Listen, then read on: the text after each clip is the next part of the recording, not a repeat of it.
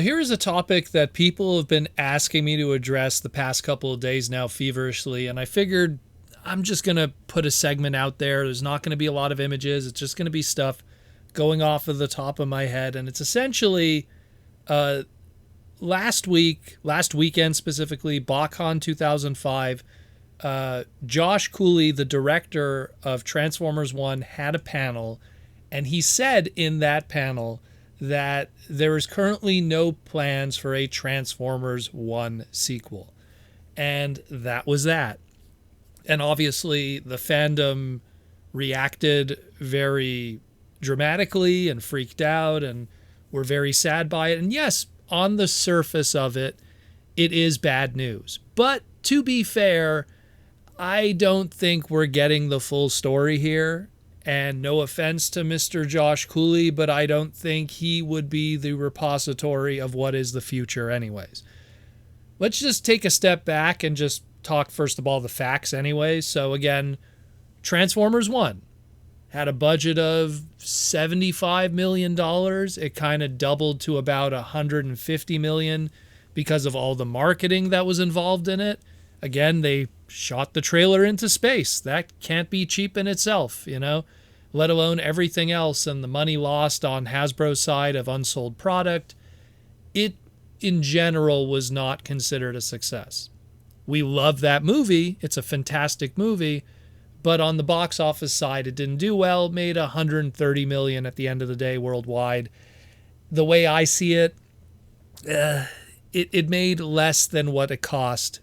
I like to say it broke even if you factor in, let's say, streaming services and home video sales.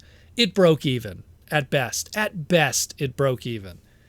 And it's just one of those things that, Hollywood has no problem making a sequel to a bad movie as long as it makes money. I'm looking at like a lot of different Marvel movies that have bad receptions, but because they made money, they make sequels.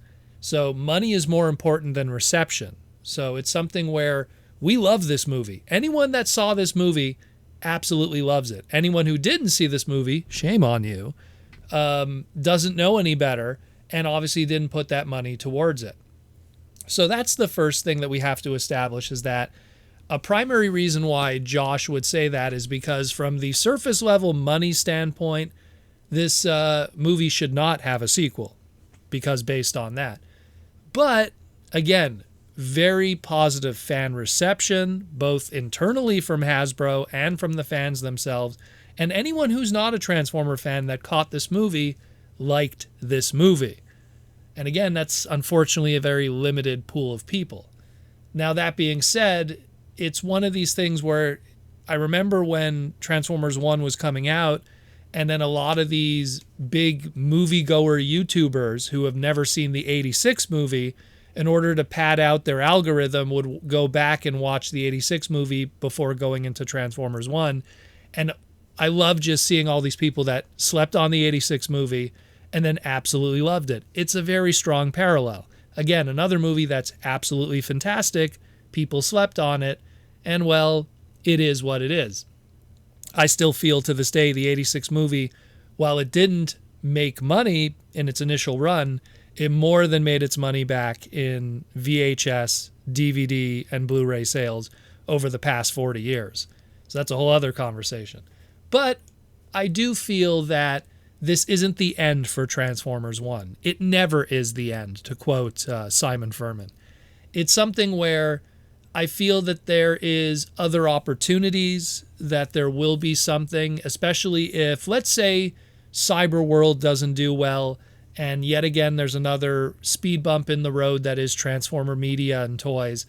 They'll look at anything they can in order to find some way to make money. And they might go, hey, that movie didn't do well, but it had a positive reception from the fans. If we bring it to the small screen, we might find success there.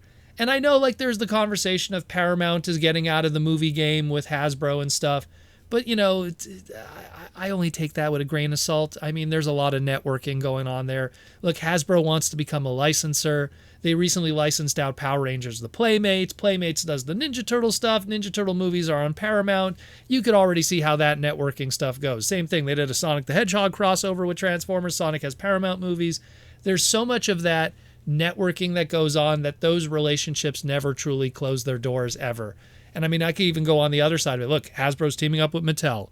Mattel did a Barbie movie. Barbie is with WB with the Barbie movie. Heck, they're doing a Batman crossover soon. That's going to be with WB also if you want to talk about DC and Batman.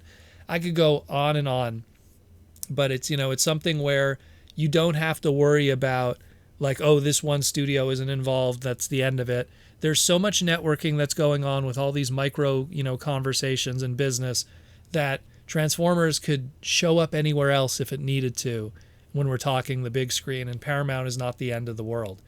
And when it comes to Josh Cooley, again, no offense to Josh Cooley, but I've already seen this story where they interviewed Travis Knight, who did the Bumblebee movie. He was the director for that. Hey, is there a Bumblebee movie sequel? Oh, it's not looking like it. And then, oh, it's the end of the world. And then who cares, because Travis wasn't going to be the future. And then no offense to Stephen Caple Jr., but it's like, hey, are we going to see a Rise of the Beast sequel? I don't know. They're not asking me to come back for that. Oh, it's the end of the world. Doesn't matter because he wasn't going to be the future. And no offense to Josh Cooley, it's probably going to be the same thing. Yeah, they didn't tell him that there's going to be a sequel to Transformers 1 because he's not going to be the future. Why would you tell a director that's not involved in your future plans? So at the end of the day, there's a lot of drama.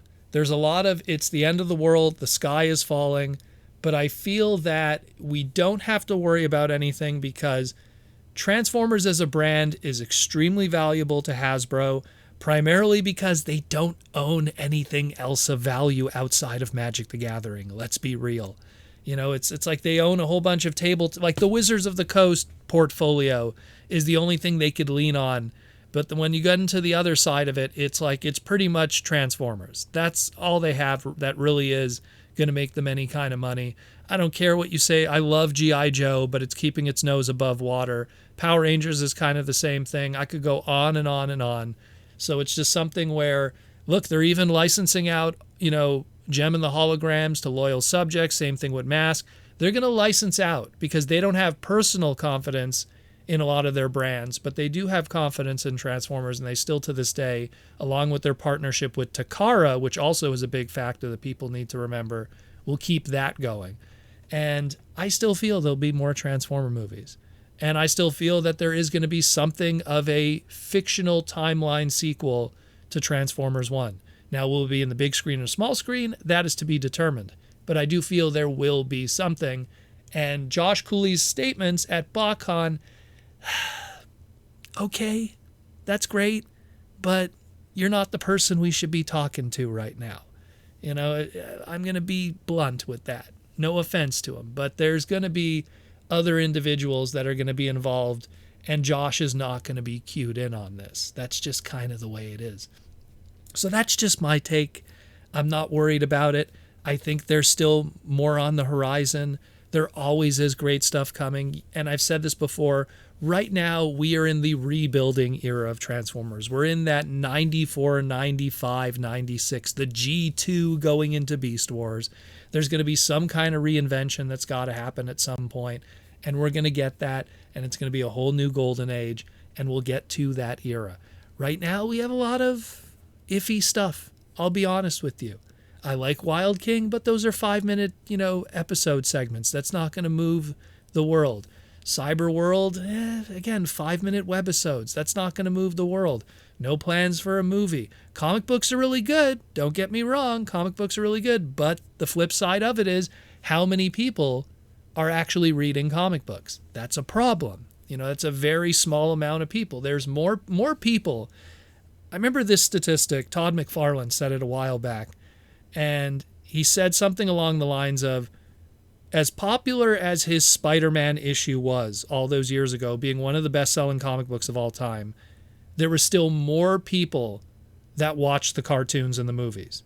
And that's the reality of the comic book industry, is that media on screens is so much more powerful than comic books that no matter how great the Transformer comics are, it is still the weaker form of how people are going to be able to tell media. And this is coming from someone who works in the comic book industry all the time. It's just recognizing the facts of how the world works when it comes to storytelling. It's a great way to tell a story. It's a low-cost way to tell a story, but it's not the best way in 2025 to get the eyeballs to tell a story. So something like Transformers 1, don't wish for a comic book sequel. Wish for a Netflix series, wish for a streaming service series, wish for a TV series, wish for a movie. It has to be on a screen. It has to be something that's engaged in more than just 5 minutes, because we need the proper platform to tell a story. And only then will we truly get what we really want in the end. And I really hope everyone shows up for it. That's just my 2 cents. I know I'm a little bit all over the place, but it's just, this was something that people have just been so many private messages of why I haven't addressed this. I believe this news dropped I think it was on the 14th or something, a couple days ago. And it was just all in my PMs. When are you going to talk about it? When are you going to talk about it? And I figured I'll talk about it now. Just rip that Band-Aid off and let you guys know I'm not worried about it. And again, no offense to Josh Cooley, but he's not the guy who's going to be letting us know if we have a future with Transformers. Let's put it that way. Thank you again for listening to the Transformer Slag podcast and keeping you educated, entertained, and informed in our beautiful robot hobby. Thank you for everything. Sorry there wasn't a lot of images on the screen this time around. I just kind of wanted to just make it a wordy kind of podcast segment and give my opinions. But thank you for listening, and I'll talk to you in the near future.